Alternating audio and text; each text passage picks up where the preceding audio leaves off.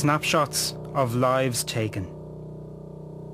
Images of those whose bodies lie hidden across the country tonight.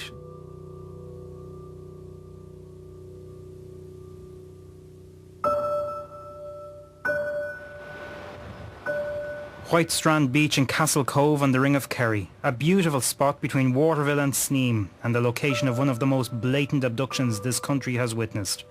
In April 1991, 42-year-old Brook Picard was attacked by armed and masked men and bundled into his own van and driven away.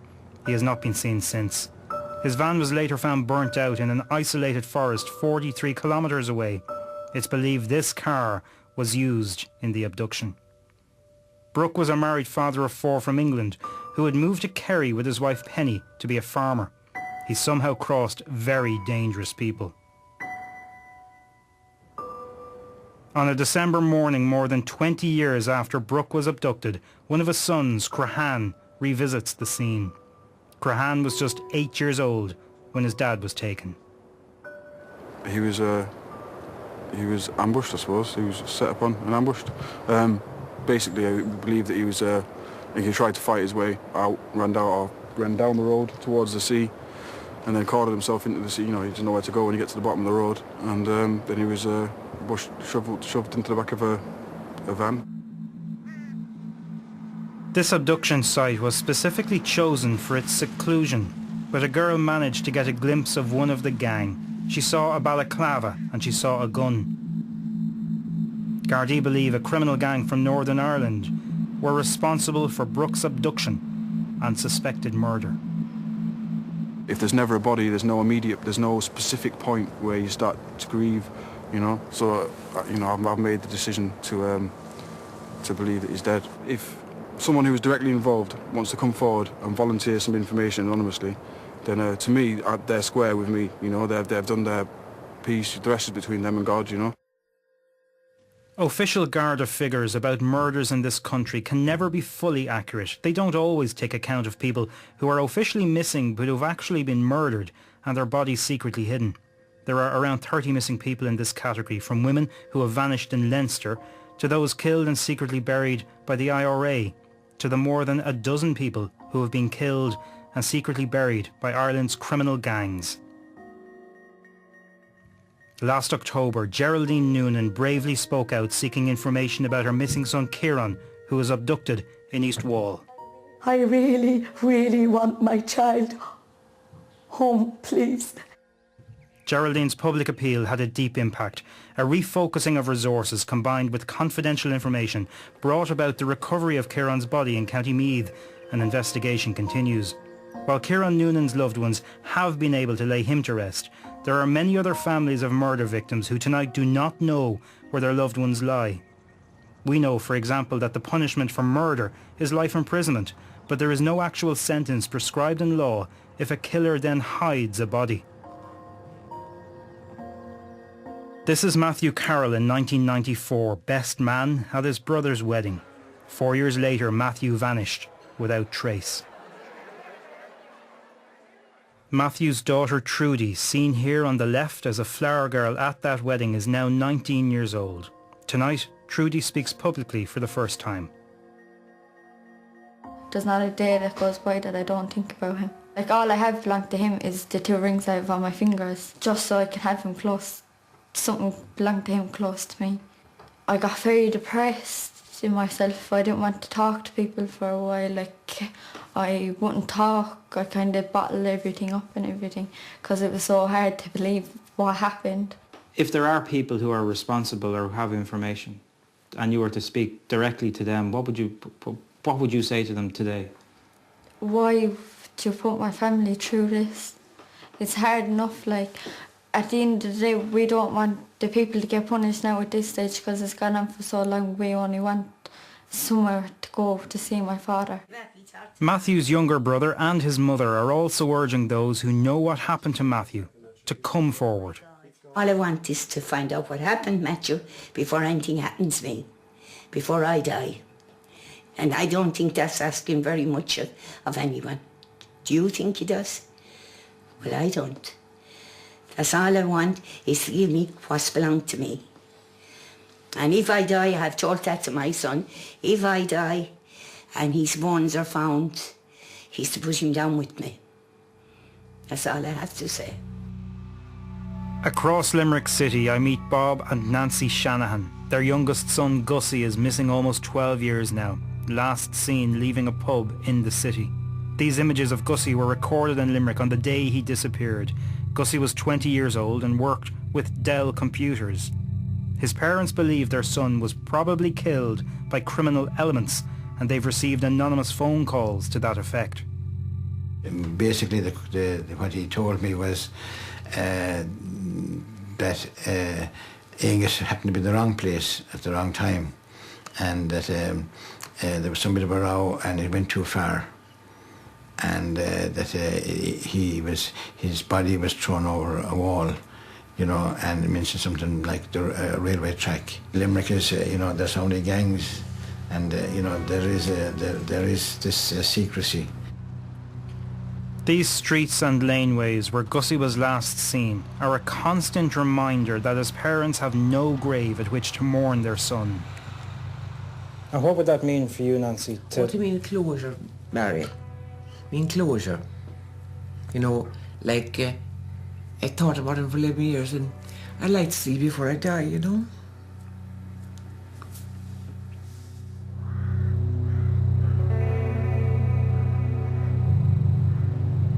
In recent decades, criminal gangs have taken up where the IRA left off in the 1970s, abducting, killing and secretly burying people in this country. 2 years ago, a prominent criminal brought Garda to this location at Old Town in North County Dublin. He said he wished to confess that in the late 1980s he had helped to abduct, kill and secretly bury a man somewhere in this area. When detectives searched, they didn't find the missing man, but they do say that the criminal seemed credible. It just shows the difficulties that Gardaí face in searching locations like this right across the country for the bodies of missing people. For 30 years, Tosh Lavery was a member of the Garda Water Unit, where he recovered many bodies during this time. He now works as a campaigner on behalf of all people missing in Ireland. There is people out there who went the wrong way, and some of them, as I said already, they didn't mean to go the wrong way. And they do know, and there are people out there know. And why not hand them over and do something good for this, you know, for yourself? Imagine to see on the news there where people going to a funeral that their young fellow was found out after 20 years. Imagine Bob Shanahan, Nancy Shanahan that she met. Imagine them finding out where Gussie was. To see the happiness in them, to know that they had somewhere to go. Missing persons cases demand significant Garda resources, but at this time of cutbacks, they don't always get the appropriate manpower.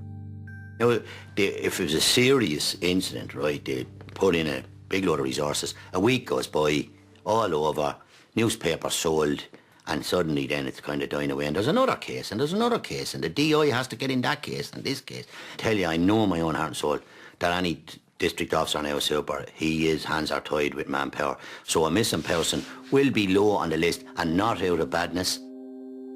One case being actively investigated is the recent abduction and murder of James Kenny McDonough, missing since October of last year. He was seen driving in the Bluebell area of Dublin and is believed to have later travelled to Tala. His car was later burnt out in West Dublin. James is the only child of Jackie Kenny. I think someone took him, put him into a field, shot him. I want James back, that I can bury him, give him a proper burial, that his daughter can go and lay down flowers when it comes up to any anniversary. I want to be able to go there myself to talk to him. I just want him back. She knows now that he is dead. She's a cute little thing, do you know what I mean? So we had a mass for his anniversary there in October, and our other granny sat her down and told her, look, Daddy won't be coming home, he's in heaven. But still she's looking for a body. Like we all are. Like if I could go to a grave, it'd be brilliant. But not knowing where to go or what to do when it comes to a birthday or anniversary or Christmas, I'm lost. This Christmas will be the 7th that Patrick Lawler's family will be without him. Patrick vanished in December 2004. His car was found some days later, parked up at a lay-by close to Dublin Airport.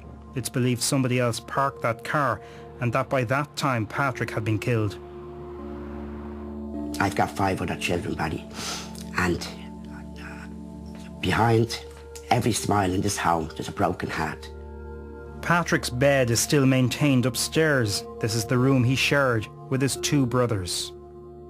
And I know there's people out there, and I know somebody's taken my son. And where they have him, Barry, or where they put him, I don't know. But every day and every night, we all think in this house, if we got that call, if we got something, it would help us all to carry on. And if they could just give us some closure. We're not looking for much. We keep to ourselves, we're a private family. And I don't know what Patrick done to be taken away from me. And I don't think I ever will. Whatever he done, I don't think they should have took the whole family down, Barry. I think, not alone should they have taken my son, but don't let us all suffer, Barry. They're all each going to have their Christmas, and maybe a happy one. But for the Lawler family, Barry, it ain't going to be one. And there are many others killed and secretly buried by criminals, and the profiles of those victims are so varied. Among those missing believed murdered is Mariora Rostas, a 19-year-old Roma woman who vanished in Dublin City almost 4 years ago. It's believed Mariora was enticed into a car driven by a South Inner City criminal, later shot dead and her body hidden. Mariora's grief-stricken family later returned to Romania. And among the other cases is a suspected double murder by Dublin criminals who were operating on both sides of the border. Dublin men Alan Napper and David Lindsay were last seen in County Kildare, but it's believed they were murdered in County Down and their bodies hidden. The families of both men have not sought publicity. Such cross-border criminality is nothing new. Back in County Kerry, and for the first time in 20 years, Brook Picard is visiting the isolated spot where it's believed a gang from Belfast hid his father's body. I think it would take someone coming forward and saying, you know, it's in this particular area, or, you know, just as a starting point, because then to search all of this with all the technology we've got would take an amazing amount of manpower and time. Personally, sitting here, what I'd like to see would be maybe 200 people up doing searches, and maybe the army and civil defence and whatever else. In the ideal scenario, yeah, that would be perfect. Yeah, you couldn't wish, in the ideal scenario, you couldn't wish for something more. If his body's here, and if someone tells us where it is, I have no doubt that we can find the body. At a time when some Garda stations are being closed and when Garda numbers are being depleted, what now for the families of the hidden dead? Unless something dramatic is done, criminals will continue to abduct, kill and secretly bury many more people.